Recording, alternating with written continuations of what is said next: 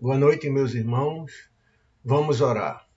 Elevemos nossos pensamentos ao alto e agradeçamos todos ao Divino Mestre Jesus a feliz oportunidade que estamos tendo na noite de hoje. Senhor Divino, gratos te somos por mais essa feliz oportunidade que nos ofereces de aqui podermos nos reunir em teu santo e divino nome. Ajuda-nos, amigo maior, no nosso propósito. Permite que os teus mensageiros de amor possam, nesse momento, nos auxiliar, nos orientar no aprendizado que tanto necessitamos realizar. E assim me chamar confiante na tua presença entre nós, na tua assistência incondicional. E suplicamos o teu consentimento para em teu nome iniciarmos os nossos trabalhos da noite de hoje. Que assim seja. Bom, meus irmãos, como todos sabem, as nossas noites é dedicada ao estudo da obsessão e da desobsessão. Antes, porém, nós pedimos licença aos irmãos para lermos um pequeno trecho do Evangelho segundo o Espiritismo, lá do capítulo 23, cujo texto começa dizendo: quando Jesus declara: não creais que eu tenha vindo trazer a paz, mas sim a divisão, seu pensamento era este: não creais que a minha doutrina se estabeleça pacificamente. Ele trará lutas sangrentas, tendo por pretexto o meu nome, porque os homens não me terão compreendido, ou não me terão querido compreender. Os irmãos, separados pelas suas respectivas crenças, desembainharão a espada um contra o outro, e a divisão reinará no seio de uma mesma família, cujos membros não partilhem da mesma crença. Vim lançar o fogo à terra para expungi-las dos erros e dos preconceitos, do mesmo modo que se põe fogo a um campo para destruir nele as ervas mais. E tenho pressa de que o fogo se acenda, para que a depuração seja mais rápida, visto que do conflito sairá triunfante a verdade. A guerra sucederá à paz, ao ódio dos partidos, à fraternidade universal, às trevas do fanatismo, à luz da fé esclarecida. Então, quando o campo estiver preparado, eu vos enviarei o Consolador, o Espírito de verdade que virá restabelecer todas as coisas. Isto é, que, dando a conhecer o sentido verdadeiro das minhas palavras, que os homens mais esclarecidos poderão, enfim, compreender, porá termo à luta fratricida que desune os filhos do mesmo Deus. Cansados, afinal, de um combate sem resultado, que consigo traz unicamente a desolação e a perturbação, até a estranha moral no seio das famílias, reconhecerão os homens onde estão seus verdadeiros interesses com relação a este mundo e ao outro. Verão de que lado estão os amigos e os inimigos da tranquilidade deles. Todos então se porão sob a mesma bandeira, a da caridade. E as coisas serão restabelecidas na terra, de acordo com a verdade e os princípios que vos tenho ensinado. Essas palavras de Jesus devem, pois, entender-se como referência às cóleras que a sua doutrina provocaria aos conflitos momentâneos a que ia dar causa, às lutas que teria de sustentar antes de se firmar, como aconteceu aos hebreus antes de entrarem na terra prometida, e não como decorrentes de um desígnio premeditado de sua parte de semear a desordem e a confusão. O mal viria dos homens e não dele, que era como um médico que se apresenta para curar, mas cujos remédios provocam uma crise salutar, atacando os maus humores do doente. Palavras do Evangelho segundo o Espiritismo para a nossa reflexão inicial. Muito bem. E a nossa temática, como já dissemos, diz respeito à obsessão e à desobsessão. E teremos como ponto de apoio a influência da mente na terapêutica espírita. Portanto, iniciemos, propriamente dita, a nossa temática da noite de hoje. Que, como bem sabemos, já dissemos, se trata da obsessão. E todos sabem, não há novidade nenhuma com relação à realidade obsessiva, que é uma realidade que existe desde os primórdios, desde que a humanidade existe, que a obsessão também existe. É oportuno que isso seja dito e repetido para que todos possam lembrar que aqui não estamos trazendo nenhuma novidade, nenhuma realidade experimentada ou vivenciada por qualquer religião nova ou antiga, muito menos a do Espiritismo. E que essa é uma realidade que vem sendo contada pela própria história humana. E como prova disso, nós trouxemos um pequeno trecho do Evangelho de Lucas, lá do capítulo 9, do versículo 38 a 42, onde está registrado as palavras de Jesus, que conta o seguinte: um homem que tinha um filho, atormentado por espírito maligno, dirigindo-se ao Messias, pediu: Mestre, peço que olhes para meu filho, porque é o único que tenho. Eis que um espírito o toma e de repente clama e o despedaça, até espumar, e só o larga depois de o ter quebrantado. E roguei aos teus discípulos que os expulsassem, e não o puseram. E Jesus respondendo disse: ó geração incrédula e perversa, até quando estarei ainda convosco? Até quando vós sofrereis? Trazei-me cá o teu filho. E quando vinha chegando o espírito, o derrubou e convulsionou. Porém, Jesus repreendeu o espírito imundo e curou o menino. Isso é uma prova evidente, não só histórica, de que a obsessão é uma realidade que se vive, na melhor das hipóteses, à época do Cristo. No nosso entendimento, por estar registrado e ser registrado já da forma que foi registrado, ela já existiu há bem mais tempo. E podemos dizer também que a desobsessão também é. Assim como a obsessão, a desobsessão não é nenhuma novidade. Só que no início da humanidade, a desobsessão era feita através de sortilégios, de misticismos, de coisas estranhas, com procedimentos incomuns, que fazia de tudo menos esclarecer ou tratar as criaturas. E podemos dizer ainda mais uma vez, sem medo de errar, que só depois do advento do Cristo é que a obsessão foi compreendida e a desobsessão realizada de uma maneira simples, de uma maneira clara, de uma maneira objetiva, para que todos pudessem ver, sem sortilégios, sem ideias que sugestionam, nem medos, muito pelo contrário. Jesus, com sua autoridade moral, mostrou que o verdadeiro problema da obsessão estava no próprio homem. E ainda podemos dizer também que só depois do advento do Espiritismo é que, aí sim, o Espiritismo tem uma colaboração fundamental nessa terapia, que é a desobsessão esclarecida.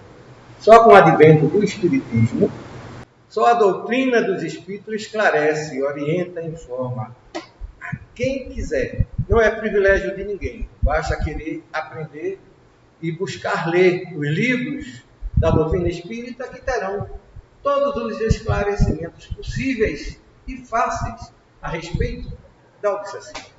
Pois essa sim é uma realidade que existe desde que o homem é homem. Só que manipulada, trocada, distorcida, transmitida de uma forma enganosa e enganadora, ao invés de esclarecer. E foi o próprio Cristo que nos disse: conhecereis a verdade e a verdade nos libertará. E a verdade que o Cristo se referia nesse momento era as informações naturais a respeito da realidade da vida. É o esclarecimento que liberta, que dá a condição do homem, em se conhecer, ser dono da sua própria vida. E ainda, para aprofundarmos um pouco a respeito da desobsessão, nós trouxemos uma parte do livro Nos Domínios da Mediunidade, de psicografia de Chico Xavier, ditado pelo espírito André Luiz, onde André Luiz nos diz: tudo que existe dentro da natureza é a ideia exteriorizada.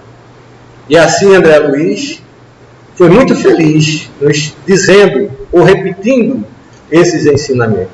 Porque tudo na vida depende, ou vem, ou é resultante daquilo que nós pensamos, daquilo que manifestamos em ideias, em pensamentos, aquilo que damos seguimento em nossas vidas. E continua André Luiz nos dizendo: o universo é a projeção da mente divina, e a Terra, qual a conheceis, em seu conteúdo político e social, é produto da mente humana. Ou seja, tudo que experimentamos, tudo que vivemos, tudo que vivenciamos, inclusive a obsessão e a desobsessão, as nossas organizações sociais, as nossas organizações políticas, as nossas organizações familiares, tudo em nossa vida, antes de mais nada, foi ou é fruto daquilo que manifestamos e alimentamos dentro de nós. A própria vida material é fruto daquilo que nos predispomos a realizar. Temos, na vida material, a oportunidade de experimentar, de aprender, de evoluir. Mas as coisas acontecem e dependem essencialmente daquilo que alimentamos inicialmente, da forma que pensamos e da forma com que lidamos com o que pensamos. Mas continua André Luiz nos dizendo: a ideia é um ser organizado por nosso espírito, a quem o pensamento dá forma, e ao qual a vontade imprime movimento e direção. Observe que André Luiz já nos traz uma informação relativamente nova. Ele nos diz claramente que o pensamento é um ser, ou uma instituição, ou uma forma organizada, como queira, e que ainda mais tem forma, e que a nossa vontade imprime a essa forma movimento e direção. Ou seja, aos dias de hoje isso não é muita novidade, mas lá atrás, quando a doutrina dos espíritos começou a falar sobre esse assunto, sobre essa temática, se achava um absurdo, uma coisa que não tem sentido. Só com o advento da física quântica, isso se tornou relativamente popular. Lá pelos idos de 1970, 1960, em diante, porque até então, isso era coisa totalmente desconhecida, ou até inadmissível. Mas continuemos com André Luiz. Ele nos diz: o encarnado pode assim ser perseguido por si mesmo, devido às suas próprias criações mentais. Tenho a impressão que os irmãos já devem ter ouvido falar na auto-obsessão. Ou seja, é o tipo da obsessão que nós somos vítimas de nós mesmos. E André Luiz nos diz aí, de uma forma muito objetiva, e está no livro para quem quiser pesquisar e se aprofundar nesse assunto, que os nossos pensamentos, dependendo da forma, dependendo do impulso, dependendo da direção, dependendo daquilo que fazemos na nossa vida, pode ser o nosso próprio obsessor. Nem sempre a obsessão é fruto de uma influência de um espírito mau. Via de regra, há espíritos nos nossos processos obsessivos. Mas esses, por sua vez, se abraçam, se aproximam necessariamente daquilo que nós pensamos, daquilo que nós alimentamos em pensamento e sentimento dentro de nós.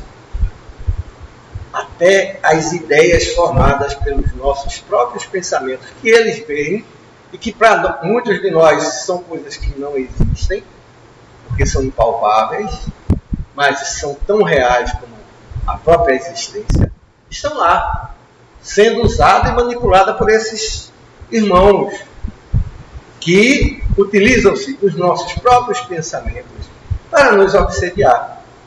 E por isso que se diz que necessariamente toda obsessão começa com uma auto-obsessão. Porque é a criatura, em primeira instância, que se permite entrar numa condição vibratória que o irmão obsessor se aproxima ou se aproveita para se tirar oportunidade, ou para ter oportunidade de se aproveitar dessa. Ou seja, os nossos pensamentos, eu acho que de uma forma muito, diria até fácil, isso tem sido divulgado de forma muito ampla pela televisão, pelas rádios, pelas mídias sociais, que são os nossos pensamentos que dão seguimento às nossas vidas.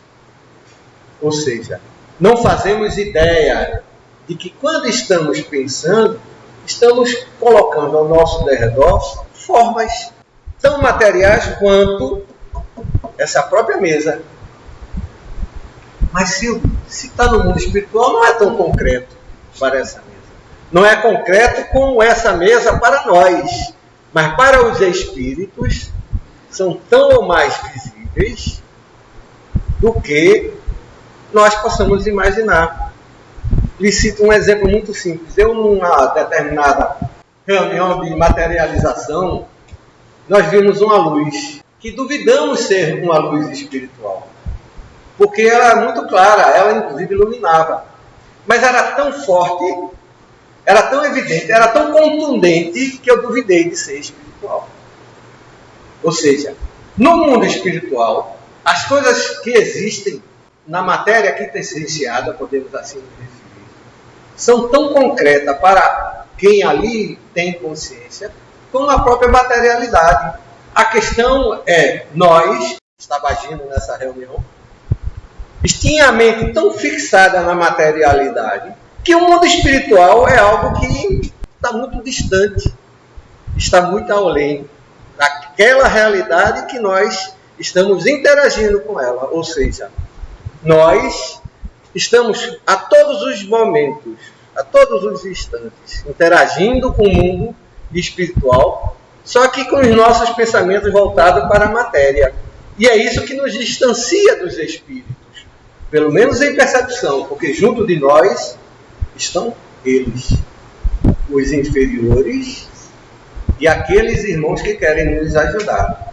Só que os nossos pensamentos invariavelmente estão voltados tão diretamente para a materialidade, ou seja, para os espíritos inferiores, que os que querem nos ajudar têm dificuldade de nos ajudar. Por exemplo, quando temos uma doença, quando temos uma dificuldade, fixamos as nossas ideias e os nossos pensamentos e os nossos sentimentos de uma maneira tão significativa daquela problemática que a nossa condição exterior, a atmosfera espiritual exterior, começa a formar-se de uma maneira pesada, negativa. E é isso que acontece. Se a cada pensamento nosso emitimos uma forma ou criamos uma forma, quando estamos pesarosos, tristes, negativos, choramingando, reclamando, só vendo dificuldade nas oportunidades, nós estamos alimentando em nós uma criação de matéria inferior. E é isso que nos coloca em sintonia com a espiritualidade inferior.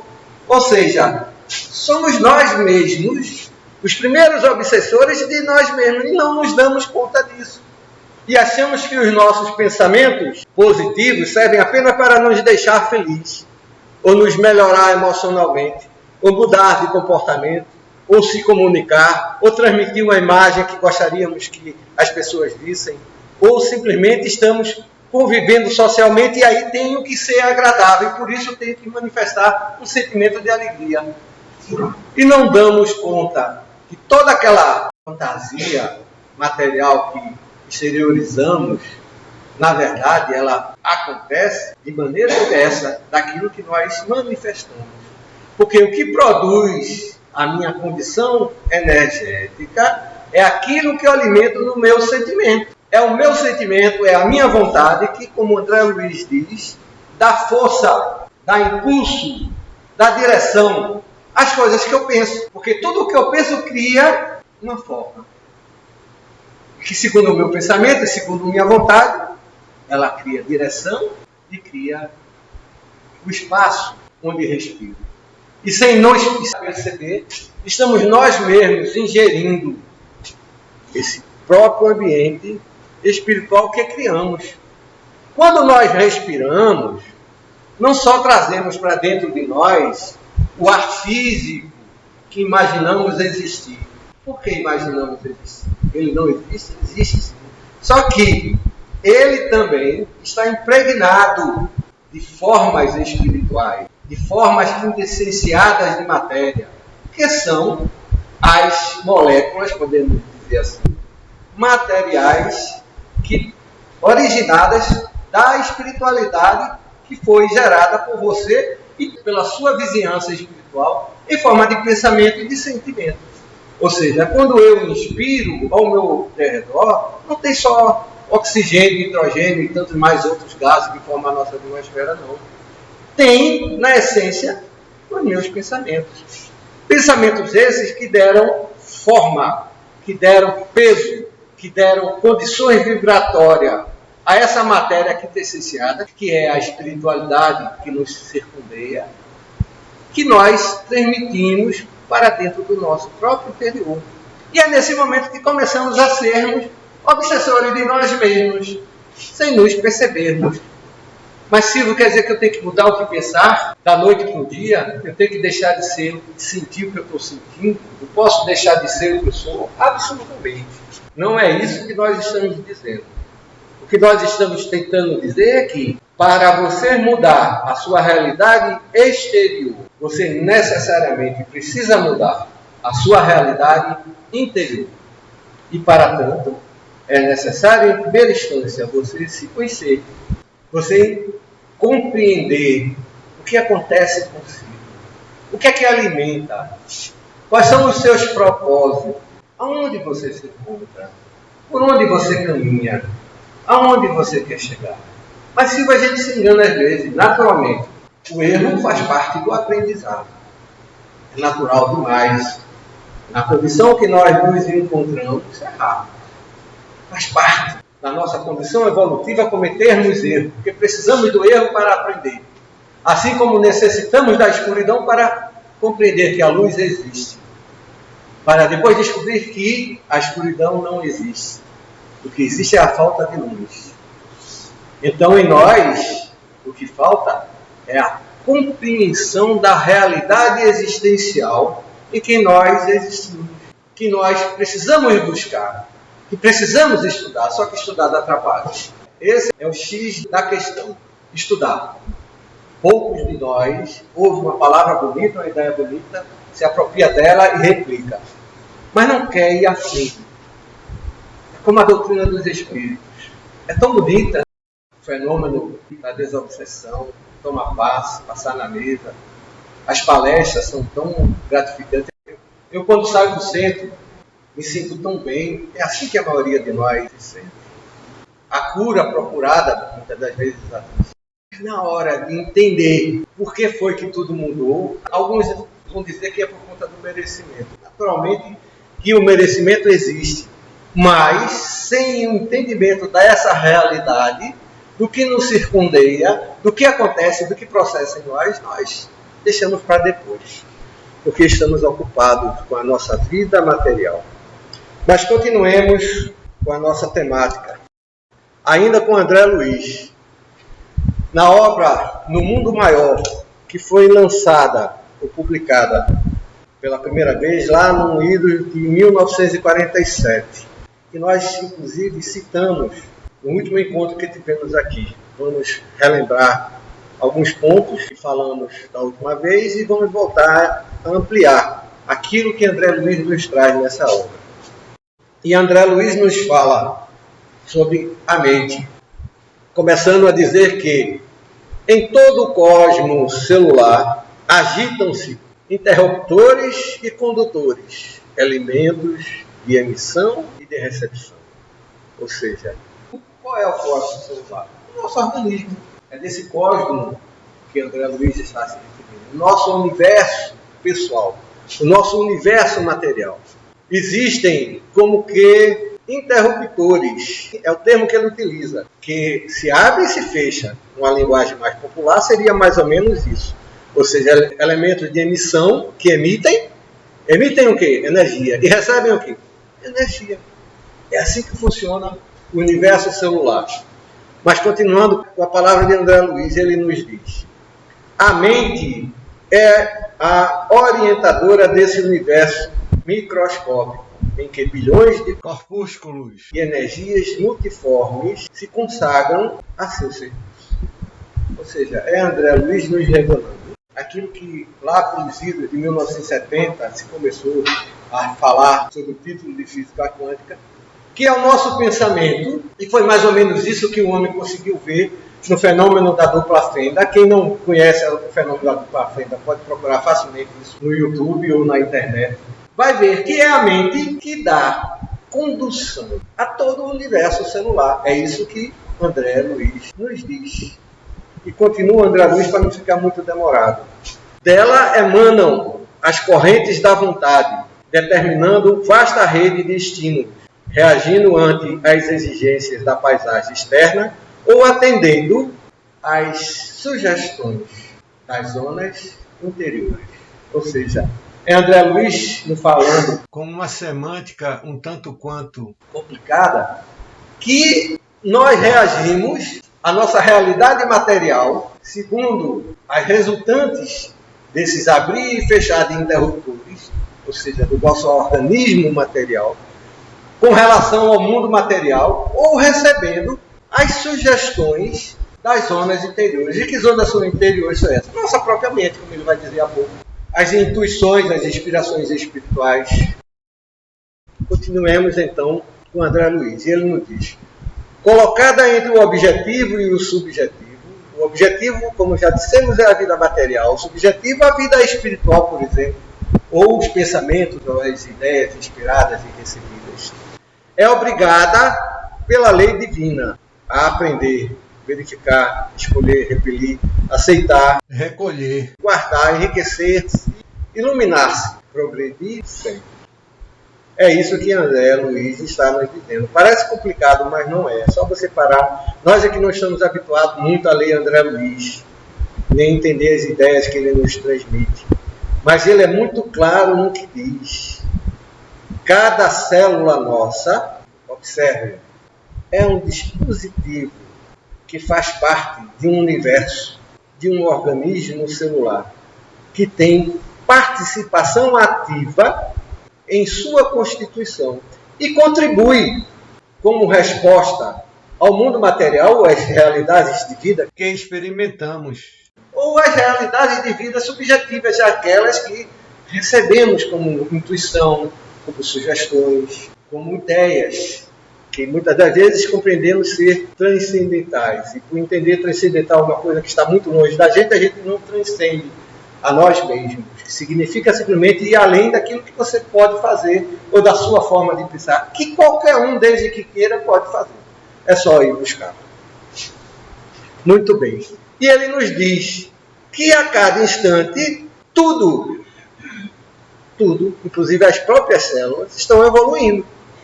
É da lei da natureza.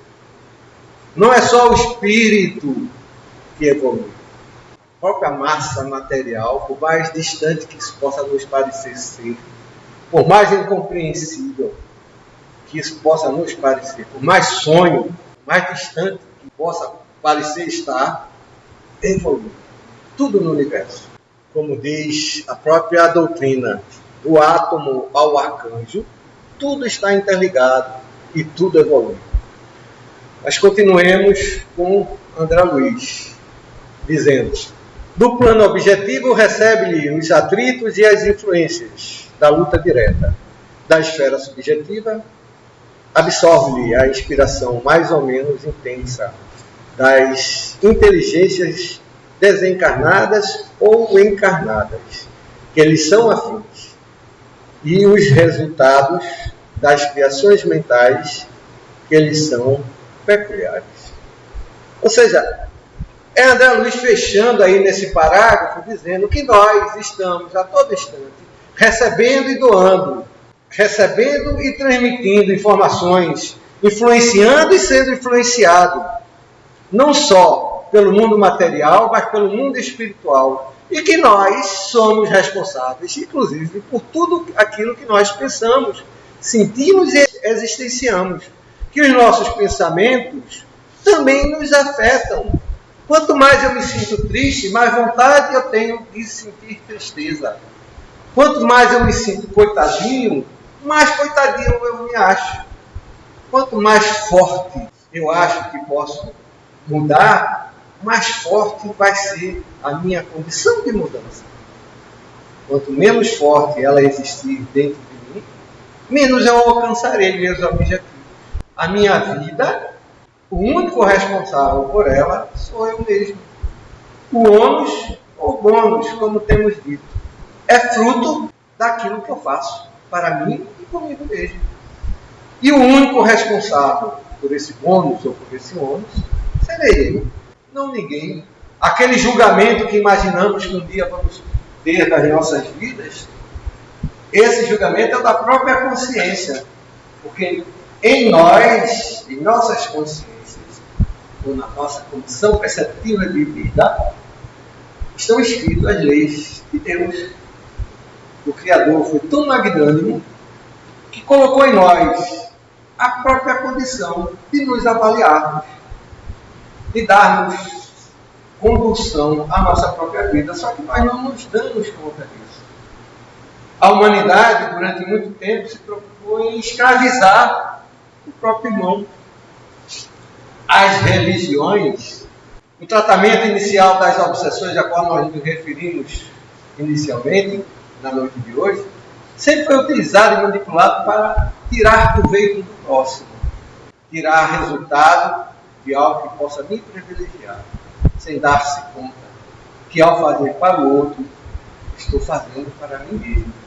Por uma razão simples, nós somos seres que fazemos parte de uma organização coletiva. Ou seja, nós somos seres coletivos. Não vivemos isoladamente. Estamos momentaneamente isolados um do outro pela necessidade de aprender da realidade existencial que nos encontramos. Entretanto, nós somos seres que dependemos necessariamente um do outro. Estamos aqui para vivermos e convivermos um com o outro, bem ou mal.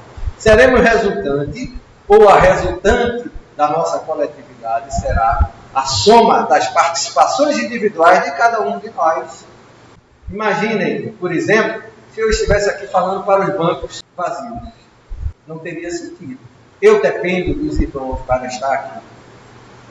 Os irmãos, por sua vez, dependem de que alguém esteja aqui à frente toda semana para conversar, para transmitir e ter essa mesma oportunidade de fazer essa interação. Nesse momento, sem nos darmos conta, estamos transmitindo um para o outro fluidos, energias.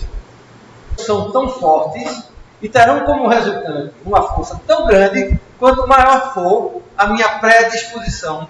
Ou seja, aquilo que André Luiz nos disse no início, a respeito do que projetamos em criação dos nossos pensamentos.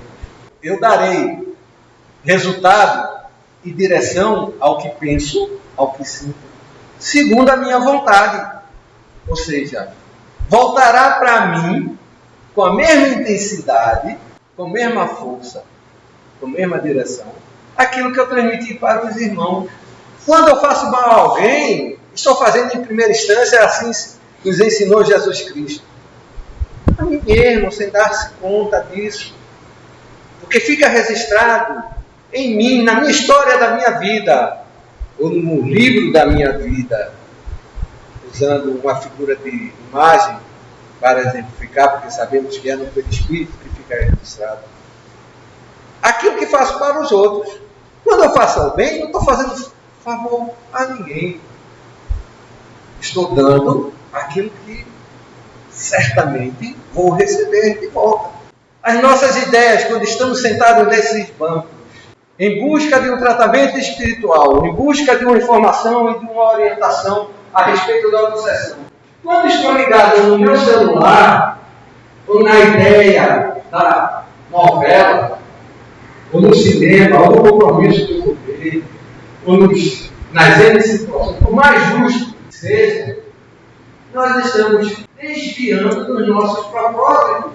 Como posso eu querer, sentado nesse banco, receber a ajuda que tanto preciso, receber a orientação que tanto busco, que tanto se propõe a doutrina dos Espíritos, que nos ensina Jesus, que os Espíritos superiores estão aqui querendo nos ajudar, se o meu pensamento está vagando, está no celular, está na novela, no compromisso inagradável, nós estamos discutindo aqui o mérito, nem pode estar nem querendo julgar ninguém, muito pelo contrário, não temos essa condição, mas apenas querendo mostrar aos irmãos e irmãs que é a nossa postura mental que vai dar-nos aquilo que precisamos, em uma condição muito mais objetiva, aquilo que merecemos. Porque aquilo que merecemos nada mais é fruto do que aquilo que eu produzo em primeira instância. Sai de dentro. O próprio Jesus nos ensinou, nos faz mal é aquilo que sai do coração. Nós não entendemos a palavra do Cristo há 2000 anos. Estamos aqui fazendo, tentando aprender o trabalho desobsessivo, sem compreender que são os ensinamentos de Jesus que vão nos curar. Porque a essência dos ensinamentos crísticos, que para muitos são poucos fiéis, que ainda está distante do entendimento dessa realidade, não consegue alcançar. Que os ensinamentos crísticos, não se trata de uma religião. Jesus não criou nenhuma religião de fato. Jesus não criou nenhuma religião, porque ele foi a própria religião. Mas ele instituiu que os homens se organizassem, que os irmãos se formassem em grupo para poderem estudar. Ele sabia dos nossos limites. Por isso, honrou apenas a condição do desenvolvimento da sua igreja. Porque ele sabia que da condição de evolução que nós nos encontrávamos na sua vida, nós estávamos muito distantes. Como ainda estamos hoje? Por isso precisamos nos organizar. Para ver se nós nos damos conta dessa realidade coletiva que nós experimentamos, que nós fazemos parte, e quem sabe aprender a amar um ao outro. Não é para ser bonzinho, não. Não é para virar santo, que Jesus ensinou a gente. Foi para nos ensinar a realidade da vida. Daquilo que nós fazemos parte, daquilo que nós somos constituídos. Um para o outro. E estamos todos no mesmo caminho. Caminhando em lugares diferentes. Porque nós, apesar de iguais em tudo, em potencialidades, em oportunidades, em realização, sobretudo em destino, nós temos uma diferença fundamental, que são as nossas escolhas. São as nossas escolhas que fazem de nós um diferente do outro. E não compreendemos isso. Porque imaginamos que o certo vem como fruto aquilo que penso. E não consigo ver, no exemplo do próximo, muitas das vezes a experiência ou a lição que preciso e que gostaria de aprender. Por isso fugimos tanto da nossa própria realidade. E continua André Luiz nos dizendo: ainda que permaneça aparentemente estacionária, a mente prossegue seu caminho sem recurso, sob a indefectível atuação das forças invisíveis ou visíveis. Ou seja, é André Luiz nos dizendo mais uma vez que, querendo ou não, aprendendo ou não, sabendo ou não, concordando ou não, compreendendo ou não, achando que estamos estacionados ou não, estamos evoluindo. Muitas das vezes acontece em nossa vida um freio de arrumação. Acontece ou não acontece? Todo mundo aqui sabe o que é um freio de arrumação, né? É uma parada que você dá na sua vida, ou nas suas organizações, ou no seu trabalho, ou na sua família, para poder retomar o caminho. Não é assim? É mais ou menos o que acontece quando imaginamos que a nossa vida estacionou. Tem alguma coisa errada que está me conduzindo para um caminho que eu não devo ir e que eu preciso aprender. E que muitas das vezes imagino estar parado na condição de evolução. Não porque eu não consigo meu emprego, um emprego que eu mereço, ou um emprego que eu tenho condições. Ou faz tanto tempo que eu estou tentando me tratar, já fiz 10 tratamentos de desobsessão. Ou está faltando alguma coisa na minha vida que eu não consigo identificar. Necessariamente. Está faltando nas nossas vidas identificarmos aquilo que precisamos identificar para continuarmos evoluindo. É essa a realidade da humanidade terrena nesse momento. Muitos dos nossos irmãos ainda estão se alimentando de vaidades, de valores materiais. Não que devamos relegar a segundo plano a realidade material. Faz parte da condição evolutiva que nós nos encontramos. Precisamos do fio metal, precisamos da matéria, precisamos da materialidade para continuar exercitando o nosso intelecto. Mas precisamos aprender, sobretudo, a dar a essa o valor devido, o valor que ela tem, como meio e não como fim. Que a maioria das vezes, ou quando a maioria das vezes nós lhe acreditamos. E continua André Luiz. Existe a química fisiológica, temos também a química espiritual. Ou seja, André Luiz nos dizendo, da mesma forma que existe a nossa química material, existe uma química espiritual. Tudo no universo, material e imaterial, estão interligados. E o homem descobre isso a cada vez mais, tenta subdividir a matéria. E a cada vez mais está buscando uma divisão e encontrando mais divisões menores. Até o ponto que não consegue. Porque sua evolução intelectual ainda não lhe proporcionou essa possibilidade. E é isso que André Luiz nos diz, que lá na espiritualidade tem uma química espiritual. E continua André Luiz, como possuímos a orgânica e a inorgânica, existindo extrema dificuldade em definir-lhes os pontos de ação independentes.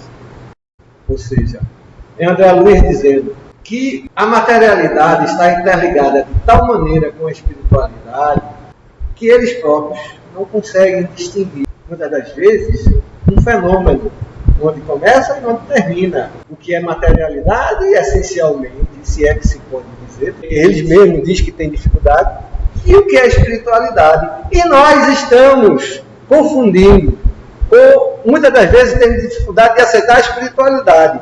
E a espiritualidade superior, esclarecida, está me dizendo, olha meu filho, existe uma realidade espiritual tão próxima da matéria, existe uma materialidade tão próxima da espiritual, tão tênues, que nós temos dificuldade de definir um e outro.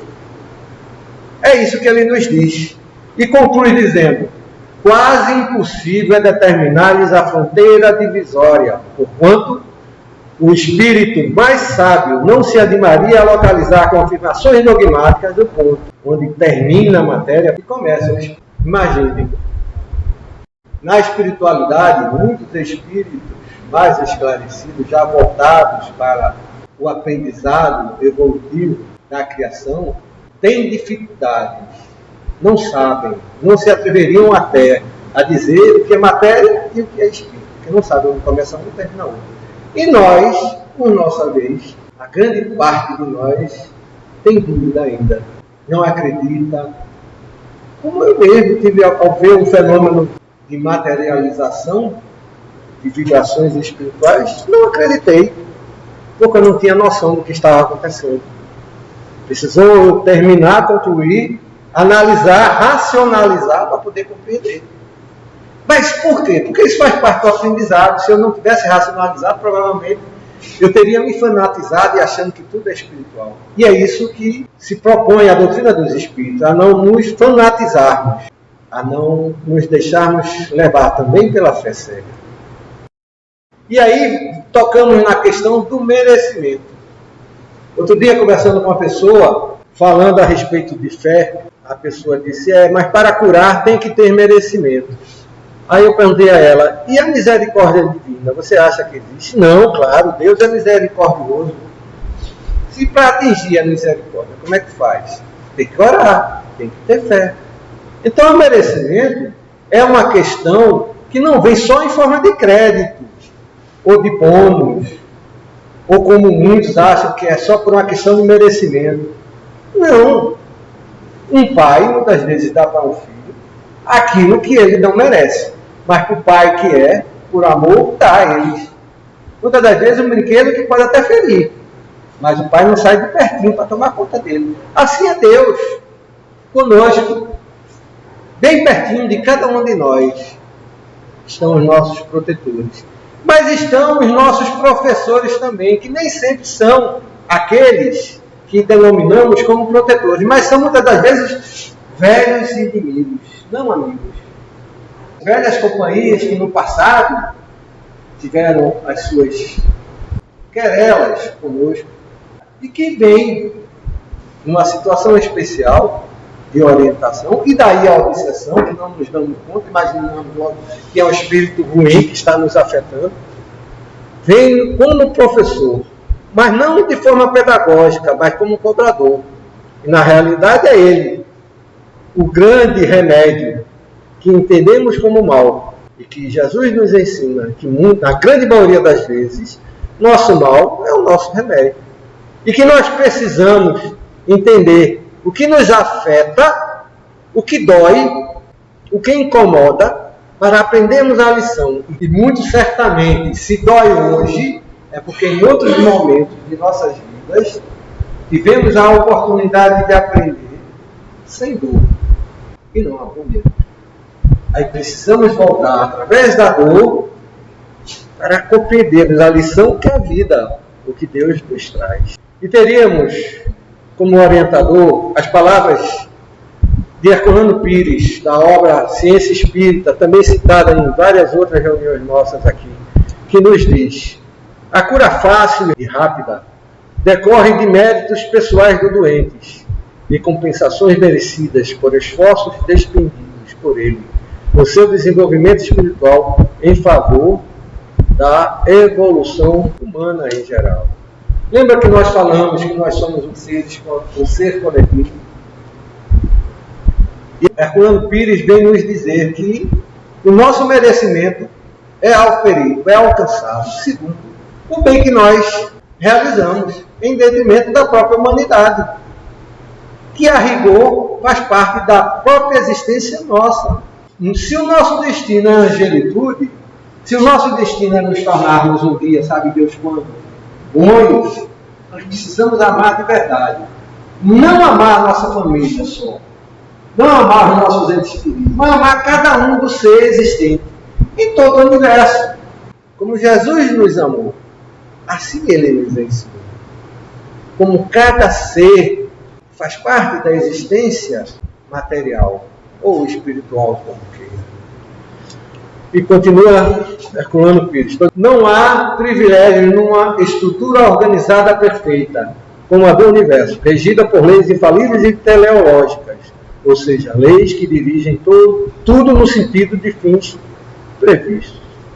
Ou seja, para nós, no nosso momento consciencial, no nosso momento existencial, é muito difícil alcançar o propósito da universalidade. Sabemos que ela existe, mas até onde ela vai, estamos muito distantes de alcançar. E é isso que Herculano Pires nos diz em outras palavras. Como tudo que nós conhecemos possa existir com tamanha organização, se existisse um acaso. E muitos de nós ainda estamos acreditando em sorte. Não é assim? Se eu tiver sorte na vida, eu tive a sorte na vida. E há quem diga que quanto mais trabalha, mais sorte tem. E é uma grande verdade. A sorte nada mais é, no nosso modesto entendimento, do que o aproveitar das oportunidades que nos surgem. Ou seja, você está preparado para tal. Então, meus irmãos, a doutrina dos Espíritos vem nos ensinar que ninguém é coitadinho, mas que ninguém é privilegiado. Aquele que nos parece ser privilegiado, um dia vai ter que responder. Muito se pedirá àquele que muito recebeu. E aquele que nada tem, até o pouco que tem, lhe será tirado. Ou seja, o coitadinho está fazendo ou vivenciando a sua realidade, que não soube tirar proveito daquilo que teve como oportunidade. Ou seja, nós somos os principais responsáveis pelas nossas vidas, pelos nossos momentos existenciais. E não temos consciência plena disso. Estamos nesse caminho ainda de tentar entender. Mas sem estudar a doutrina dos Espíritos, dificilmente encontraremos respostas tão simples, tão objetivas e tão claras como a doutrina nos traz. Infelizmente, o tempo não nos permite continuar. Estamos chegando ao final. Então, como no início, vamos fechar os nossos olhos. Vamos mentalizar a doce figura do Divino Mestre Jesus e lhes agradecer. Graças te damos, Senhor Jesus, por mais essa feliz oportunidade que nos destes na noite de hoje. Graças te damos, amigo meu, pela certeza que nos proporciona no caminho que nos conduz, da inspiração amiga, da orientação dos teus mensageiros, que vêm nos ajudar a tirarmos o melhor proveito possível daquilo que somos capazes e tentar novas realidades no aprendizado e no desenvolvimento das nossas vidas. E assim, Mestre Maior, mais uma vez te agradecendo por tudo, suplicamos o teu consentimento para em teu nome finalizarmos os nossos estudos na primeira parte da noite de hoje. Muita paz para todos.